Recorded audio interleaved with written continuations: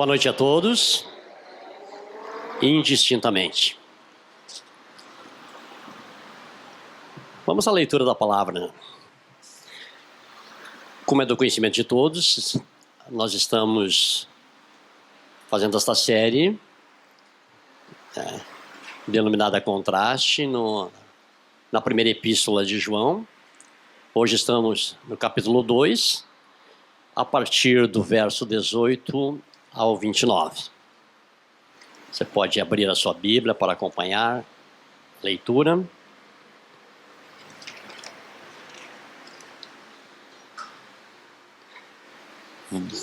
Primeira epístola de João, capítulo 2, a partir do versículo 18. Filhinhos, esta é a última hora. E como vocês ouviram que o anticristo vem, também agora muitos anticristos têm surgido. Por isso sabemos que é a última hora. Eles saíram do nosso meio, mas não eram dos nossos. Porque se tivessem sido dos nossos, teriam permanecido conosco. Mas eles se foram para que ficasse manifesto que nenhum deles é dos nossos. Mas vocês têm unção que vem do Santo, a unção que vem do Santo, e todos têm conhecimento. Não escrevi a vocês porque não conhecem a verdade, mas porque vocês a conhecem e porque nenhuma mentira procede da verdade. Quem é o mentiroso, senão aquele que nega que Jesus é o Cristo? Este é o anticristo, o que nega o Pai e o Filho. Todo aquele que nega o Filho, esse não tem o Pai. E aquele que confessa o Filho, tem igualmente o Pai. Permaneça em vocês o que vocês ouviram desde o princípio. Se o que ouviram desde o princípio permanecer em vocês, também vocês permanecerão no Filho e no Pai. E esta é a promessa que temos, que Ele mesmo nos fez. A vida eterna. Isso que acabo de escrever para vocês é a respeito dos que estão tentando enganá-los. Quanto a vocês, a unção que receberam dele permanece em vocês, e não precisam que alguém os ensine. Mas, como a unção dele os ensina a respeito de todas as coisas, e é verdadeira, e não é falsa, permaneçam nele, como também ela ensinou vocês. E agora, filhinhos, permaneçam nele, para que quando ele se manifestar, tenhamos confiança e não sejamos envergonhados, tendo de nos afastar dele no dia da sua vinda. Se sabem que ele é justo, reconheçam também que todo aquele que pratica a justiça é nascido de Deus. Aleluia. Louvado seja, Senhor, o teu nome, pela tua palavra. Em nome de Jesus. Amém, queridos? Podeis assentar.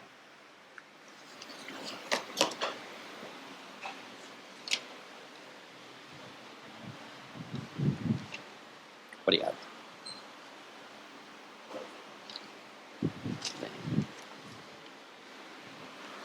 Meus irmãos, dando sequência à série Contraste, fundamentado notadamente na primeira epístola de João, apenas a título de conhecimento, eu julgo importante esclarecer a diferença de epístola e de carta, só a nível de conhecimento, já que se trata de dois gêneros textuais, os quais estudaremos doravante exaustivamente, por entendermos que Deus revela através da sua palavra. A carta, normalmente ela tem um cunho pessoal, normalmente escrito na primeira pessoa do singular, e é dirigida para alguém especial, seja para uma pessoa, comunidade, quiçá uma igreja local. Exemplos, carta de Paulo aos Romanos. Ele começa essa carta dizendo: Paulo, servo de Jesus. Carta de Paulo aos Coríntios, ele diz: Paulo, apóstolo pela vontade de Cristo. Né? E aos Gálatas, por exemplo, ele fala simplesmente Paulo, apóstolo. Então, essa é a carta. Já a epístola, e é de epístola que estamos tratando hoje, a epístola visa um público mais amplo, tem como objetivo não somente aquele público imediato, como é a carta, mas tem como propositura ensinar, doutrinar a todos os cristãos, não só daquela época, mas para toda a dispensação na qual vivemos nós. Amém? Dito isso, vamos ao texto.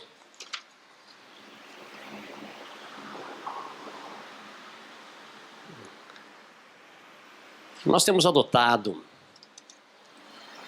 nesta igreja a visão dessa linha de expor o texto na sua íntegra. Então, vamos começar. Versículo 18.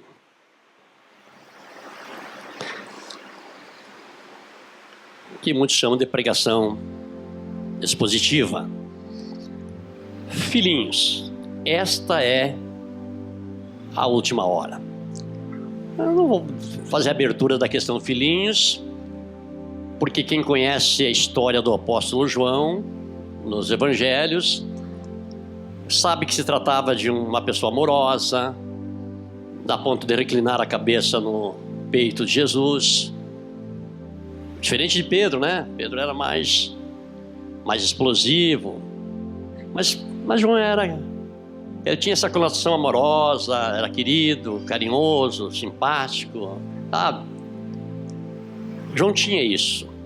Então é natural para ele chamar de filhinhos, até porque aqui também tem a idade, né? João já está numa avançada idade. Ele podia olhar para as suas ovelhas e chamar elas de filhinhos, como quiçá eu possa fazer isso com vocês. Amém? Bom, essa é a última hora. Eu quero dedicar uma atenção muito especial nessa expressão, essa é a última hora. A propositura do texto não é literal, carece de entendimento. Ele poderia ter dito, essa é a última dispensação.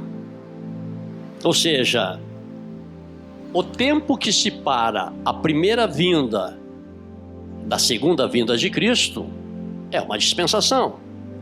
E é disso que ele está falando. Essa clareza teológica é muito importante, até mesmo para nortear as nossas decisões, nossos projetos acadêmicos e profissionais. Eu digo mais, somente quem sofreu as consequências de um entendimento distorcido da palavra, e no caso, na presente palavra, como foi o meu caso, poderia ter consequências muito mais desastrosas na minha vida do que já teve, do que tiveram.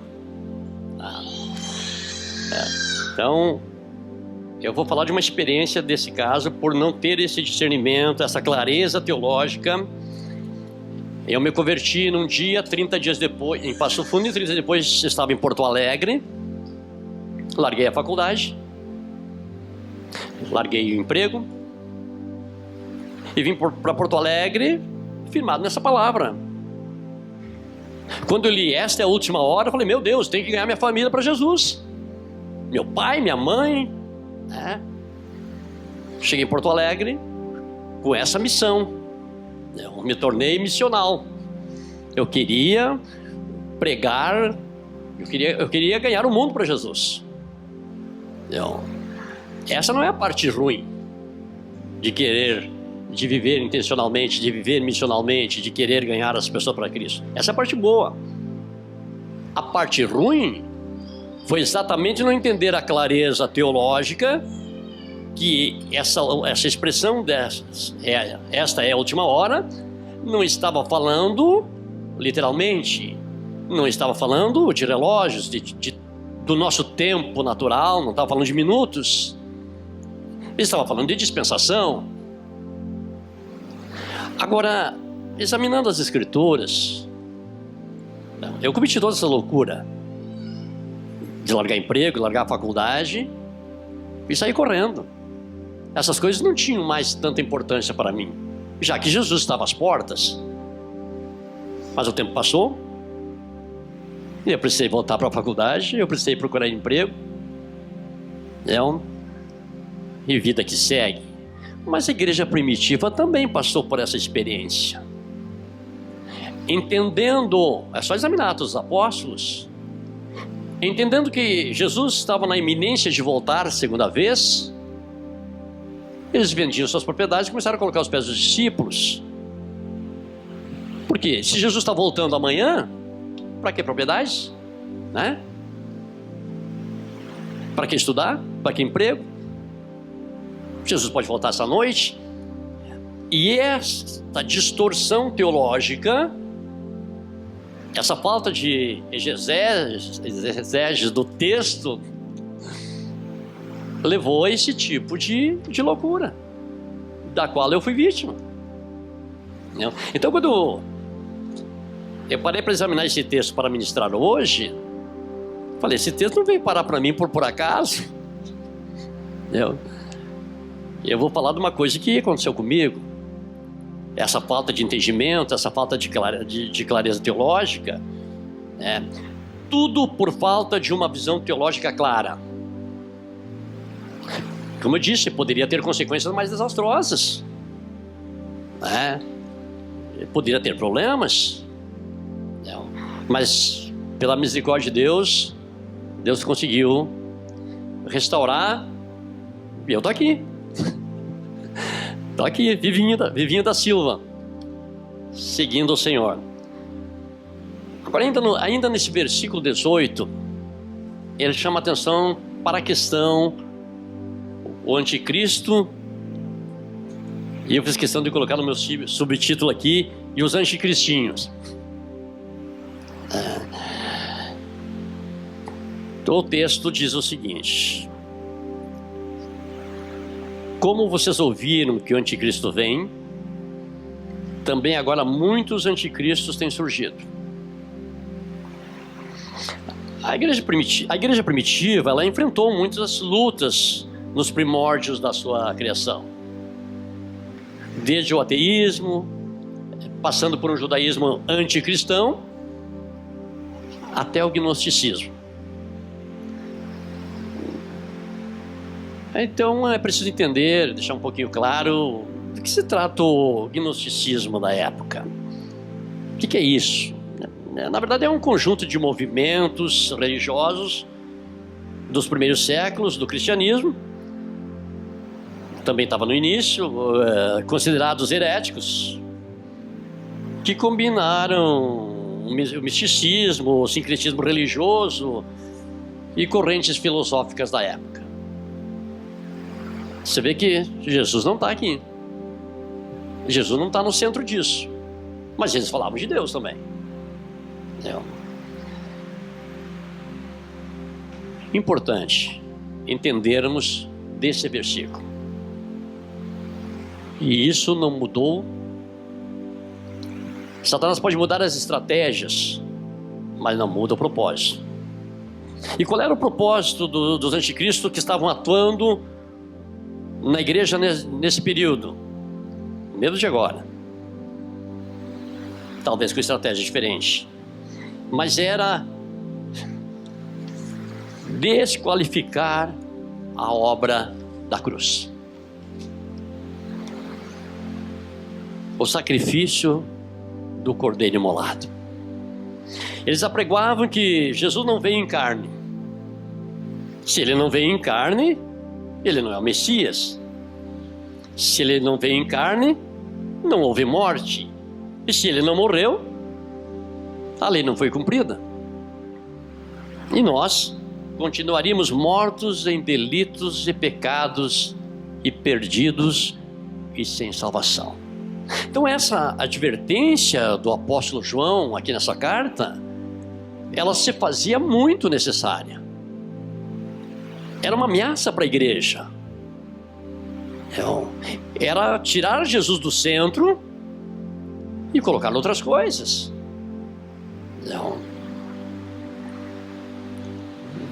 Vamos entender o seguinte: a lei diz: a alma que pecar, essa morrerá. Ezequiel 18:20.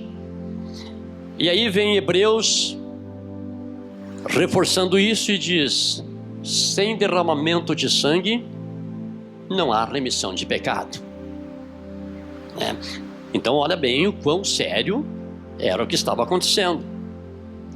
Se eles destituem a figura do filho da condição que ele veio, concebida por Deus na forma humana, porque Jesus teve uma concepção sobrenatural, mas teve um parto natural. Sobrenatural porque foi concebido por uma virgem, mas nasceu naturalmente como filho de uma mulher. Teve um parto natural. E isto precisava acontecer porque Jesus veio 100% homem, mas também 100% Deus. Ele morre como homem, naturalmente, porque precisava passar por isso. Mas a sua ressurreição é sobrenatural, porque fora ele, ninguém mais ressurgiu até hoje. E isso estava tudo sendo colocado em jogo. Se nós destituirmos isso,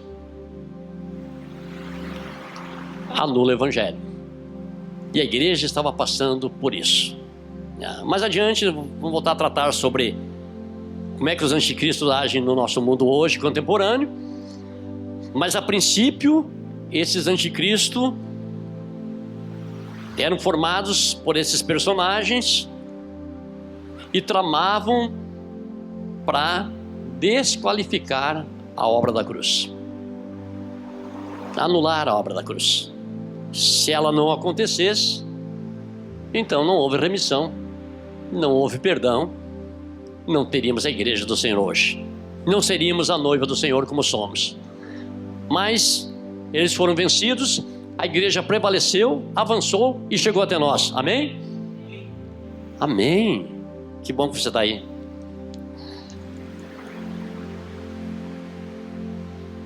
Para finalizar esse primeiro versículo, e para vocês verem a gravidade, anota isso. Toda a heresia, ela tem um veneno demoníaco, mas nada é tão letal do que a que nega a obra de Cristo, a obra da cruz. Vou repetir: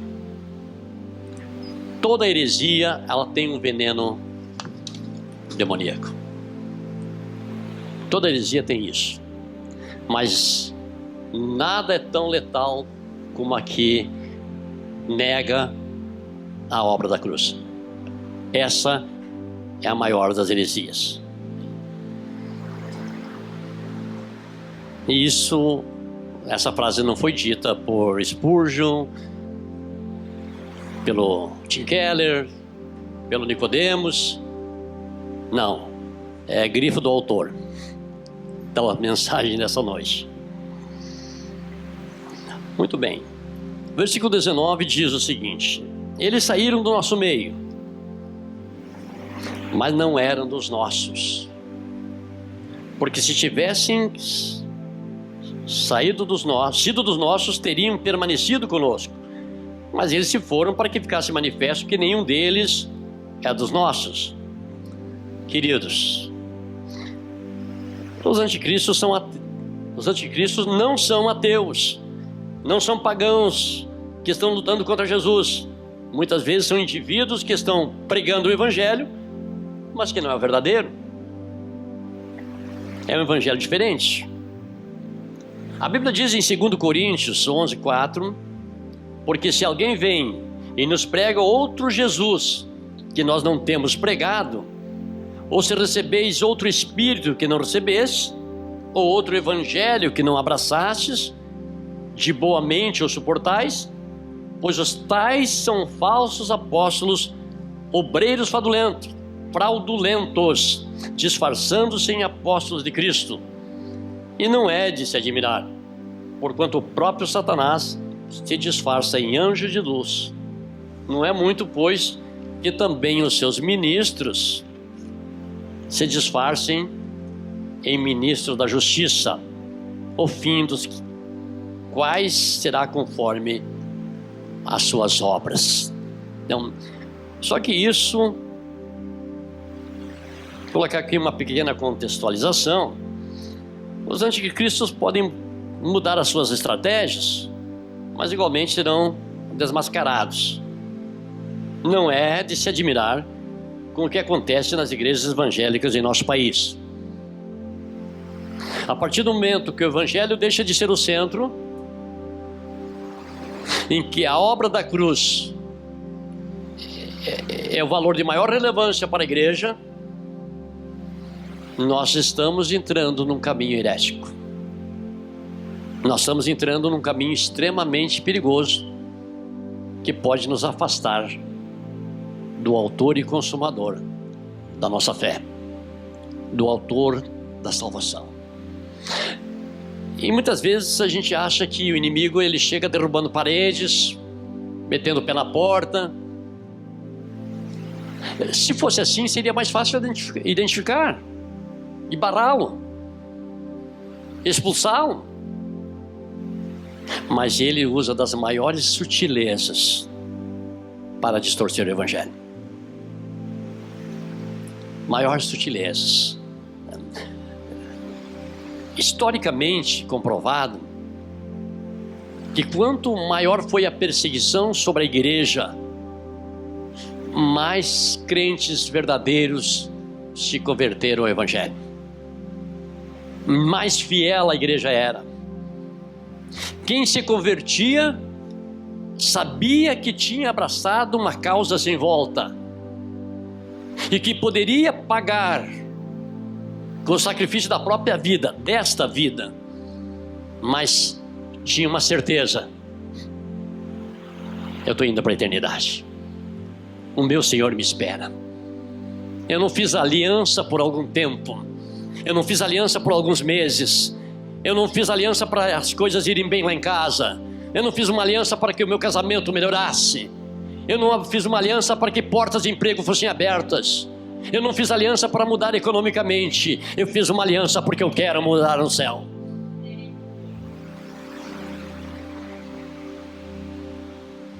Você tinha consciência plena do que significava uma aliança com Deus. Então parece que as facilidades à nossa volta nos joga numa área de conforto, numa zona de conforto. E Deus conhece tão bem o nosso interior, tão bem o ser que Ele criou, que Ele sabe que muitas vezes precisa trazer dificuldades na nossa vida, na nossa casa, para que a gente bote o joelho no chão, bote a cara no pó, como se diz, e clame ao Senhor. Jó é um exemplo disso. Jó foi abençoado com a prosperidade, vivia em delícias. A Bíblia diz que uma vez no ano, ele reunia os filhos, fazia um banquete. Fala bem que ele vai um banquete. Agradecia a Deus pela prosperidade, pelos filhos. Comiam, bebiam, tomavam porre. E depois voltava cada um para sua casa e vida que segue. E a Bíblia nem faz menção que ao reunir os seus filhos, eles buscassem a Deus. Não faz menção que havia confissão de pecados, que havia arrependimento, que havia restauração. Não, era para banquete mesmo. Tinham tudo. Faltava nada. E então, um Deus que nos criou para ter uma relação pessoal, um relacionamento pessoal conosco, que quer ver a nossa vida sendo compartilhada com Ele, se preciso for, para te trazer para perto, para ter um tete-a-tete contigo. A dificuldade pode bater na sua porta, como bateu na porta de Jó, que não precisa ser tanto, Senhor, mas o Senhor nos conhece.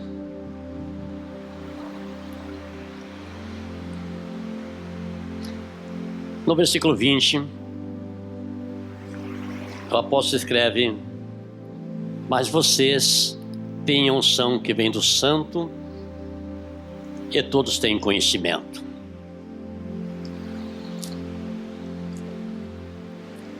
Queridos, a compreensão do texto, a compreensão da Bíblia, ela começa necessariamente por uma boa leitura. Minha mãe era professora de português, e ela sempre fazia questão de deixar claro para nós: vocês querem fazer uma boa prova? Leiam, releiam, até entenderem claramente o que a questão está sugerindo. Não. Sem uma boa leitura, dificilmente terá uma boa resposta, uma boa interpretação. Não. E para dar valor à palavra, e nós estamos falando aqui de pregação expositiva, é muito importante que comece por uma boa leitura, uma leitura atenta nos detalhes. Com isso nós estamos valorizando a palavra. A palavra não pode ser apenas um versículo de referência para aquilo que eu vou falar. Não, o texto precisa ser o conteúdo da pregação. Amém?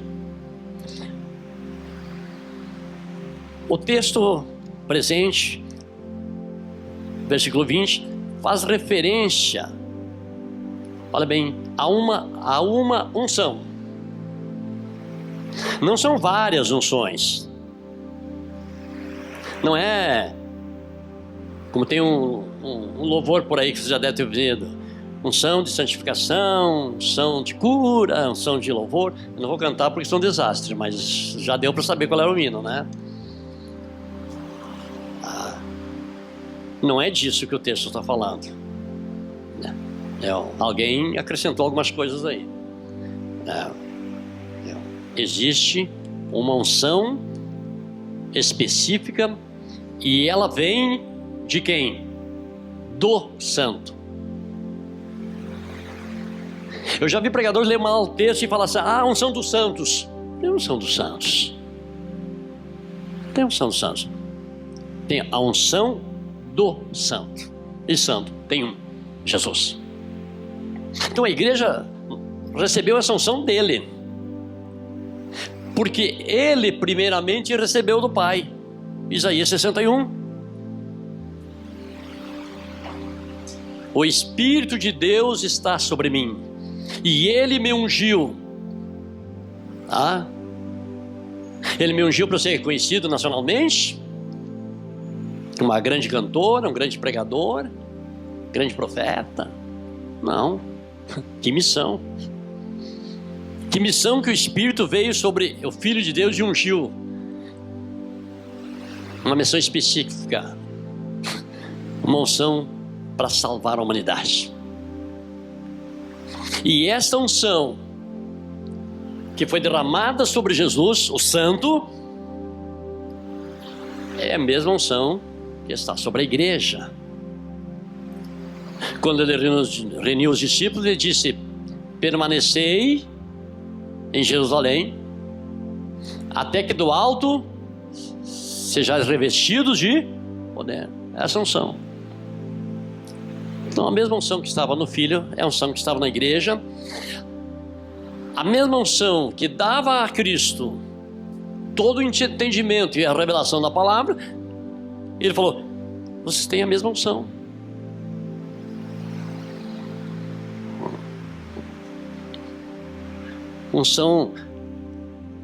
Essa unção, ela só vem de um santo, que é Jesus.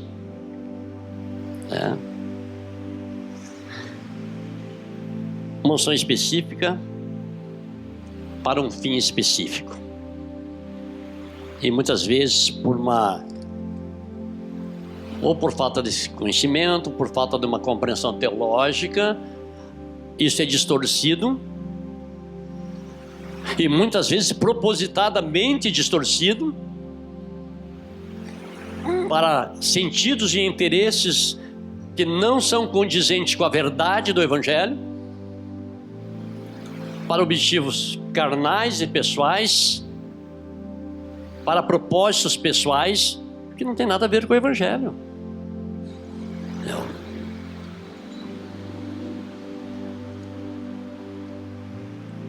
Eu sou muito grato a Deus hoje por ter me oportunizado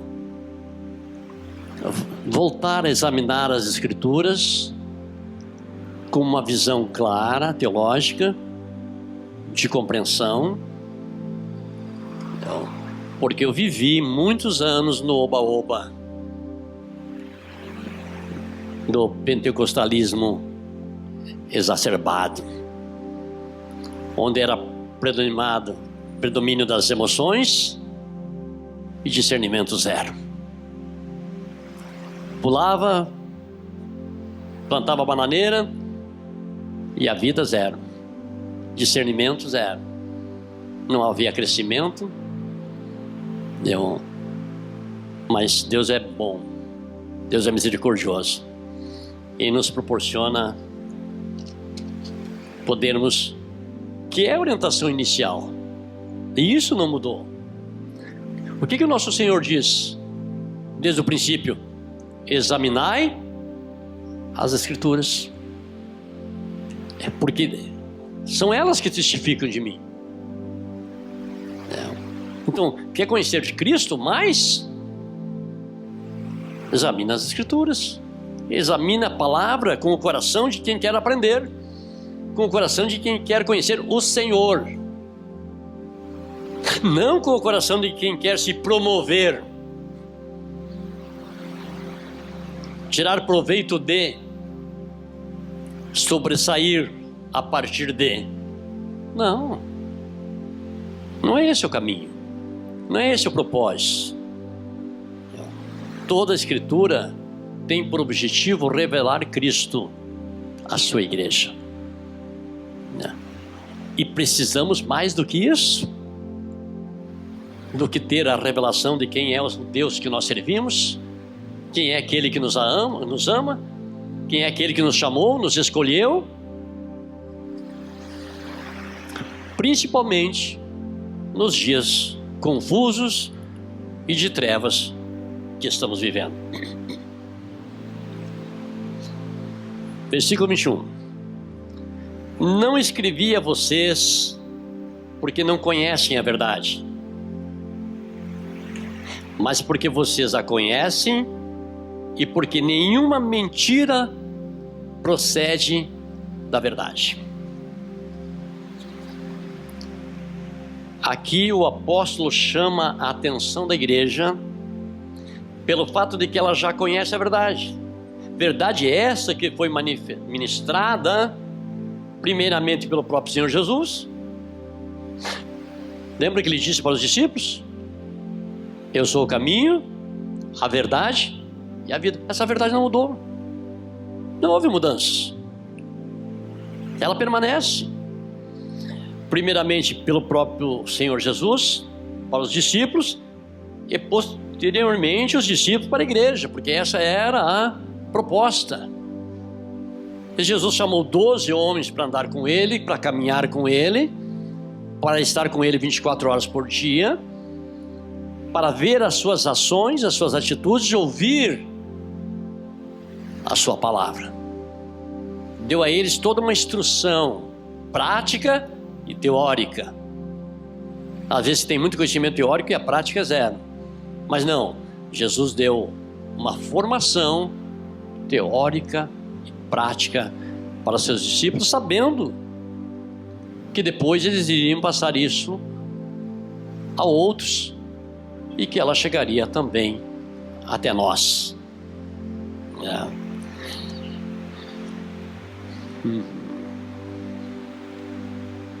Não existe duas verdades, bem como não existe relativismo para com a verdade. Logo, a mentira não tem lugar no Evangelho verdadeiro. Ah, mas é uma meia verdade. Não, não tem meia verdade. Só existe a verdade. Não negociamos valores. Não com respeito a Cristo. Não com respeito ao Evangelho. Até porque nem temos esse direito. Não temos. Pobre de quem faz isso. Imagina, não foi dada autorização. Ninguém está licenciado para, em nome de Cristo, olha, eu como pastor dessa igreja, eu permito tal coisa. Como assim? Como assim? Ah, não, na minha igreja pode. Bom, se a igreja é sua, pode. Se a igreja é sua, pode. Agora, se é de Cristo, não pode. Somente a verdade.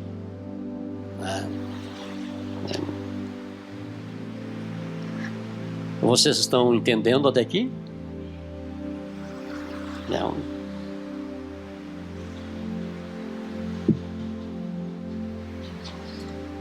Permaneça em vocês o que vocês ouviram desde o princípio. Se o que ouviram desde o princípio permanecer em vocês, também vocês permanecerão no Filho e no Pai.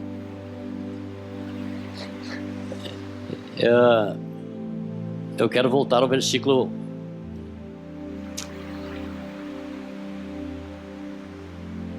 22.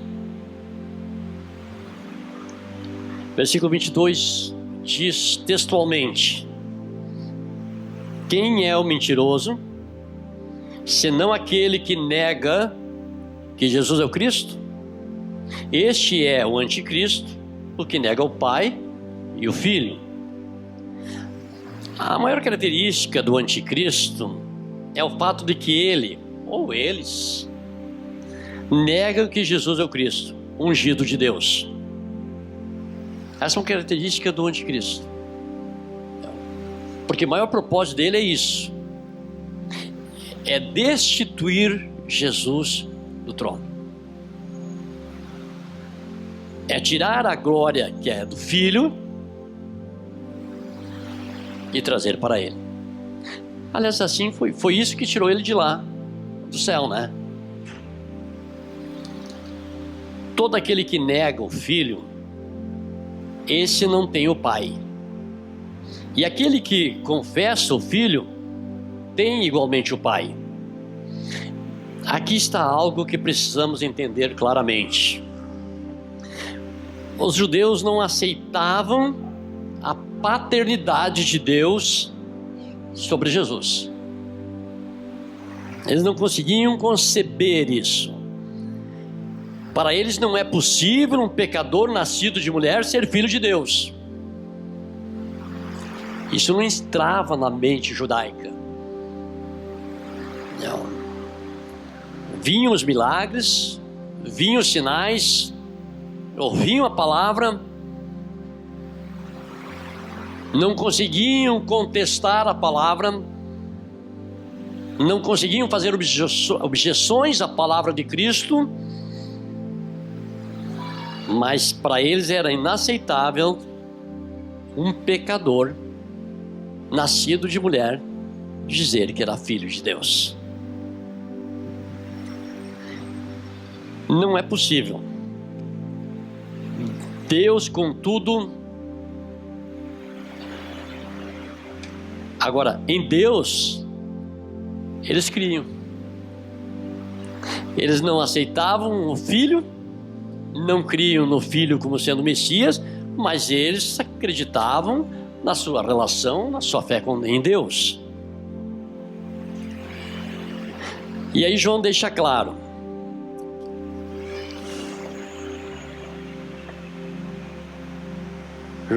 João deixa claro que quem nega o Filho, nega o Pai, aquele que lhe enviou. Nós cremos em Deus, mas não cremos no Filho. Deus é criador de todas as coisas, Deus é soberano, Deus é isso, Deus é aquilo. Mas espera um pouquinho. Essa mesma palavra que levava os judeus a crerem num Deus criador, que eles sustentavam isso, não os autorizava a crer no Filho, ainda que profetizado desde Gênesis. E eles conheciam muito bem as Escrituras. Então o que se percebe é que havia um espírito aos quais João preferiu chamar de anticristos, com uma intenção clara de perverter os santos, de perverter os escolhidos. E isso estava no meio da igreja, já no princípio. Estamos falando de 90 anos depois da ressurreição de Cristo, da autoria dessa carta.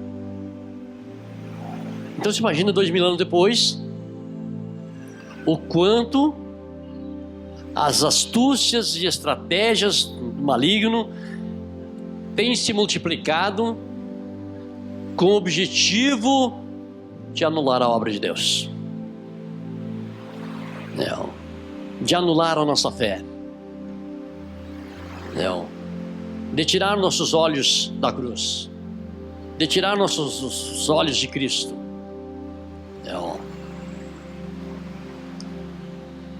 Eu quero fazer uma afirmação nessa noite. Gente, eu creio do meu coração que a obra de Deus é uma obra de escolha. É uma obra de escolha. As experiências mostram cada vez mais. Você não entende como o Senhor nos encontrou. Às vezes a gente até pensa que eu busquei por Cristo. Eu não posso falar isso. Eu não posso. Não foi essa a minha experiência. Interessante que eu tinha 20 anos. Estava na fase dos 20 anos que eu tinha ido para uma cidade grande, eu tinha ingressado na faculdade e eu queria conhecer o mundo. Eu não conhecia o mundo, eu vim do interior, eu queria conhecer o mundo, a noite, as luzes, todas as luzes. Eu tava nessa vibe. Agora usei uma expressão jovial, moderna, né? Gente, eu tava nessa vibe. Eu nem sei o que é vibe, mas pega aí. Gostei da expressão. Tava nessa vibe aí. Aprendi com meu filho falar vibe. Eu tava nessa vibe. Mundo, prazer, viver. Se tinha uma coisa que eu não estava fazendo nesse momento, meu nobre irmão Edson, era procurando por Deus. Até 3 anos atrás, eu era um religioso praticante. Se é que ir ao templo é ser praticante, eu era um religioso praticante. Ia na missa todo domingo, de manhã, porque de noite ia para o baile. Não. Domingo de manhã Deus, domingo de manhã luz e à noite trevas. E é vida que segue. Era normal. Não conhecia nada diferente, não conhecia o Evangelho, não conhecia a palavra, não conhecia o Deus vivo. E foi assim que eu cheguei em Passo Fundo para cursar a faculdade.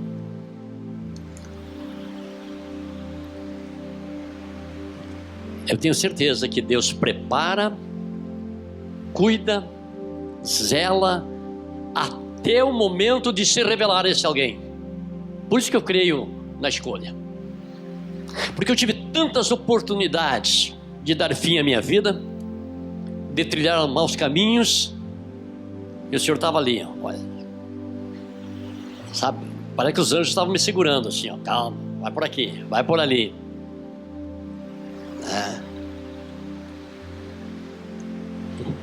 E aí eu conheci um jovem, fiz amizade, e ele me fez um convite. Alípio vai inaugurar aqui em Passo Fundo uma famosa discoteca chamado Cacimba. Nem sei o que é isso, mas enfim, era um nome. Lá vai ter luzes, cores, ação. Nós temos que estar nessa inauguração. Já separei o dinheiro. Vai ser minha estreia no mundo. Vai ser no sábado à noite da outra semana. Eu nem dormia.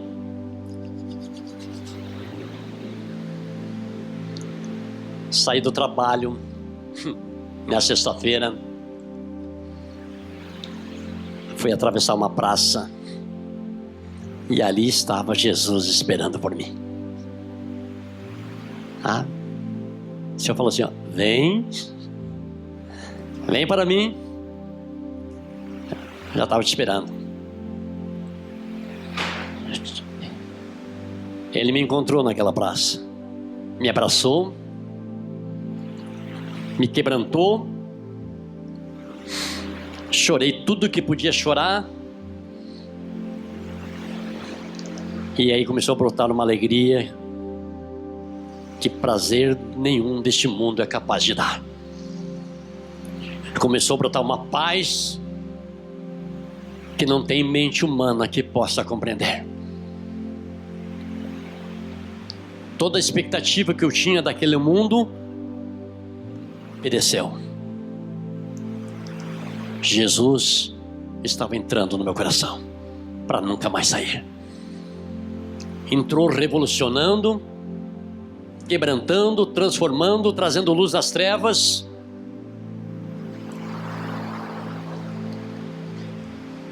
E eu podia. Aí eu saí na sexta-feira inflamado. Tive esse encontro com Cristo na praça. Fui no culto sábado à noite, domingo de manhã, domingo à noite. Voltei na segunda-feira para o trabalho com a Bíblia debaixo do braço.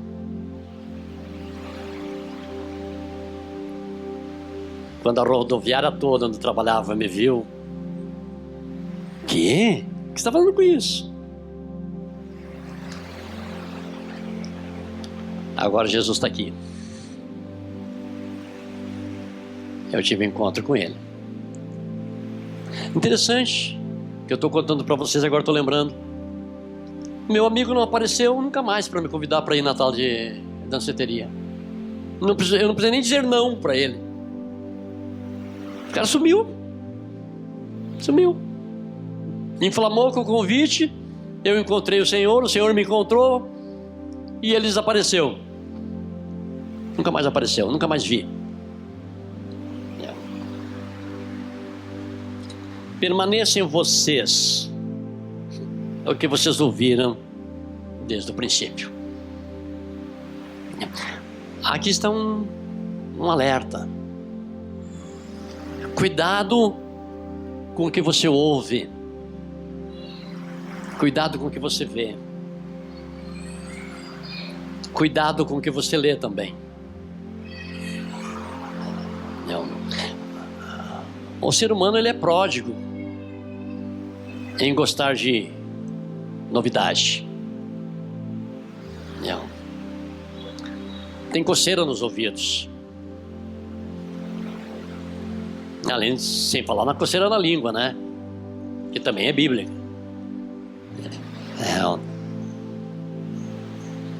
Mas principalmente no mundo que nós estamos vivendo, com tantas informações, e às vezes não são tanto informações, são desinformações, né? Assim como existe serviço, existe desserviço. Nem tudo que informa constrói. Nem tudo que é cultura edifica. Não.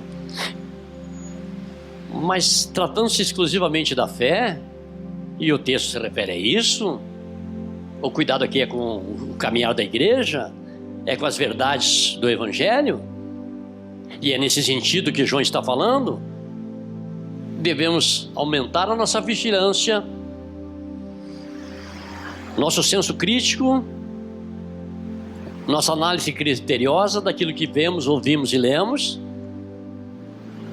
então, para não nos afastarmos daquilo que ouvimos do princípio, porque se o que ouviram desde o princípio permanecer em vocês, também vocês permanecerão no Filho. Então existe o risco de nos afastar dele.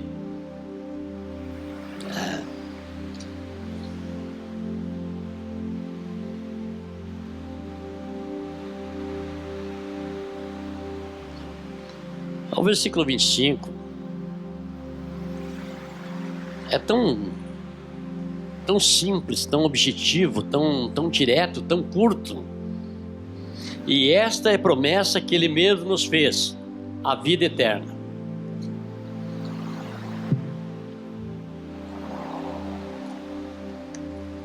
Eu preciso dizer isso.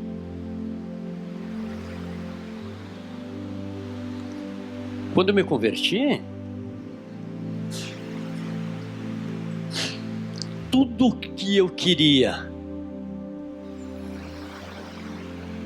era o cumprimento dessa promessa na minha vida. Gente, eu só queria isso.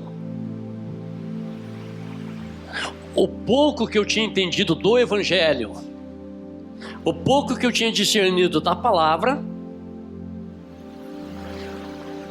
o pouco de fé que tinha em mim sido gerada, trazia um contentamento, trazia uma certeza de que se eu partisse, eu estaria com o Senhor. Isso não tinha preço. Nada, nenhuma oferta ameaçava isso. Eu disse, nenhuma oferta.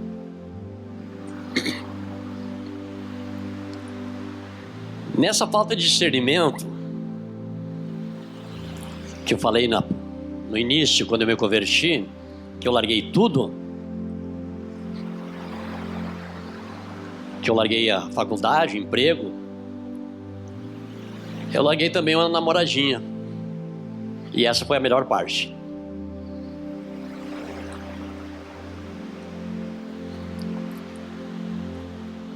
Na segunda-feira,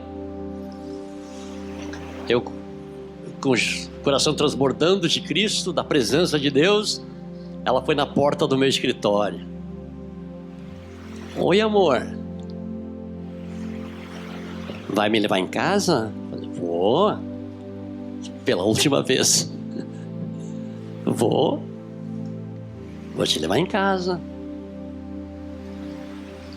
Eu sempre fui gentil, um gentleman, atencioso, educado. Eu sempre fui de puxar a cadeira para ela, abrir a porta.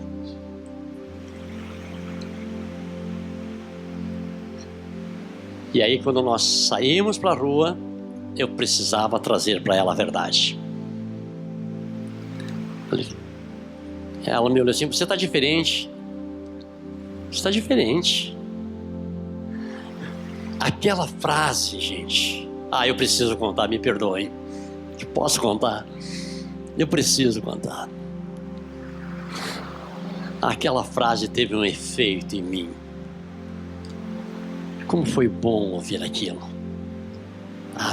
Primeiro que foi dito com muita sinceridade da parte dela. Mas em 2 dias, na presença de Deus, para quem nunca ouviu nada do Senhor, para quem não conhecia nada da palavra, para quem estava completamente perdido, para quem estava nas trevas absoluta, depois de 2 dias ela olhar para você e dizer assim: você está diferente. Estás a falar com o Joe? É comigo mesmo? Está. Como assim? Eu não sei. Eu não sei, mas tem um brilho. Tem um brilho no teu rosto que não tinha antes. Tem uma pureza no teu olhar que não tinha antes. Gente, isso não foi dito pela líder dos jovens para me agradar, para me manter na igreja. Isso foi dito por uma pessoa que não conhecia o Senhor. Então ouvir isso neste momento inundou meu coração. Eu disse: eu não vou conseguir traduzir isso para você, mas eu vou te contar. Eu tive um encontro com Deus. Ele veio ao meu encontro. Eu posso dizer que ele veio ao meu encontro, e ouçam isso. Isso não é uma frase de efeito, porque eu nunca procurei por ele. Eu não estava procurando por ele quando ele me encontrou. Isso é importante que se diga. Ele veio ao meu encontro. Ele se revelou a mim. E eu finalizei o que eu tinha que fazer. Então aqui termina o nosso namoro que estava para começar. Mas por quê? Porque eu tenho um chamado. Eu quero conhecer esse Deus. Eu quero descobrir o que Ele tem para a minha vida. Eu não sei se vou permanecer em Passo Fundo. Eu não sei o que Ele quer de mim. Mas eu sei que por enquanto você não se encontra nesses planos.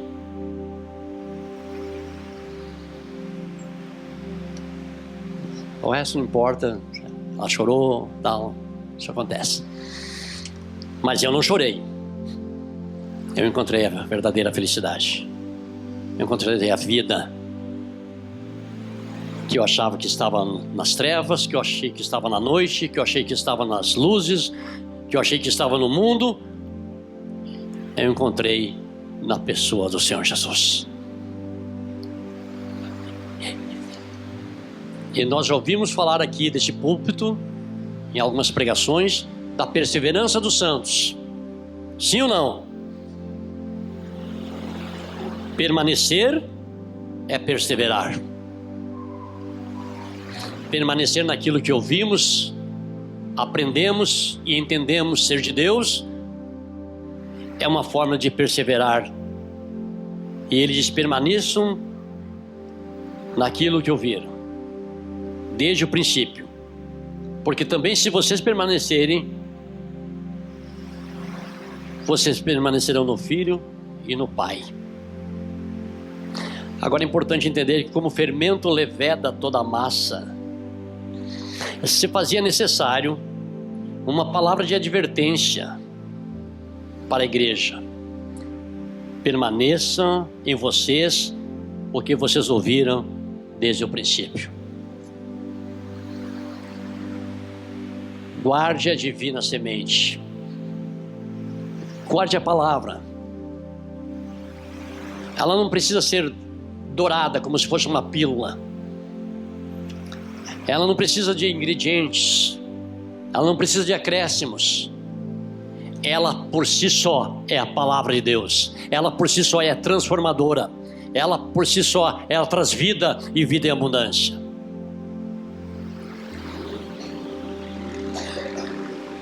Normalmente encerramos nossas pregações expositivas fazendo algumas aplicações. Não. Mas sobre hoje, para mim as aplicações são muito gritantes. Não. Tudo foi dito. É um momento de se ter muito discernimento na sua vida. Ore. Não haja precipitadamente. Não deixe seduzir por aquilo que você ouve. Não. Há muita sutileza do inimigo para tirar você da presença de Deus. Não. Ele pode ser sutil, tá? Problema dele. Mas nós sejamos criteriosos. Não, eu vou para a palavra. Eu vou ficar com a palavra. Não. Essa é a primeira aplicação. Discernimento. Não. E a segunda aplicação que eu quero trazer para vocês é a questão do temor de Deus.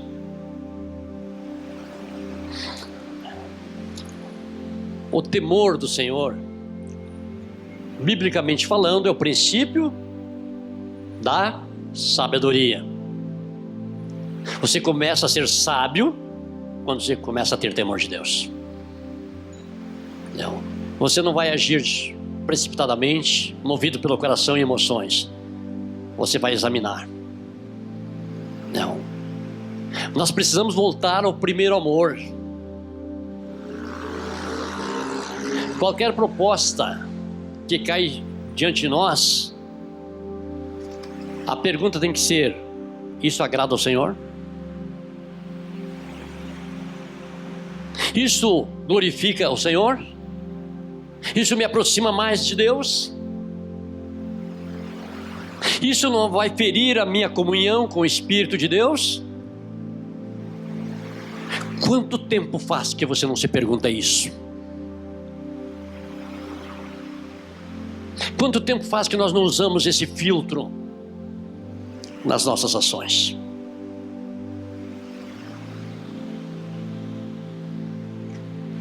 Com todo o amor que o Senhor tem ministrado no nosso coração, que o Senhor nosso Deus, que é rico em misericórdia, nos abençoe. Nunca retire de nós o seu Espírito. Torne cada vez mais claro diante de nossos olhos a sua palavra. E que nós possamos ser filhos que glorificam ao Pai em todo o nosso viver.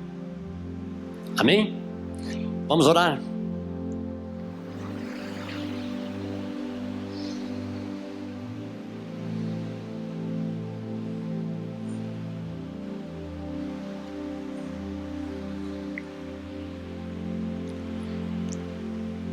Senhor, como é bom. Senhor, como é bom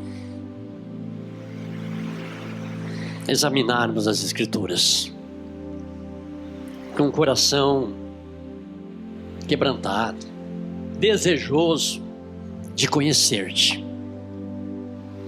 de aprender de ti. Não só para adquirir conhecimento,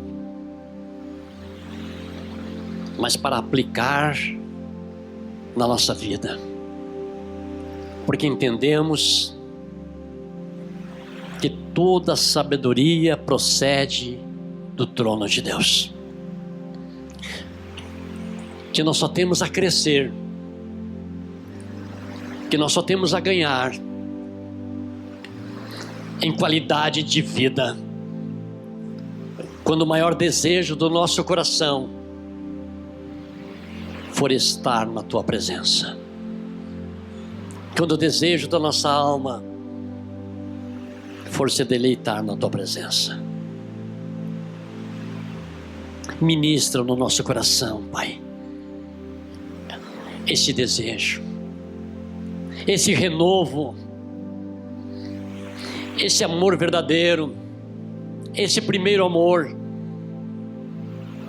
para que a gente volte à prática das primeiras obras, quando tudo era o Senhor, quando tudo era para o Senhor, quando tudo passava pela aprovação do Senhor.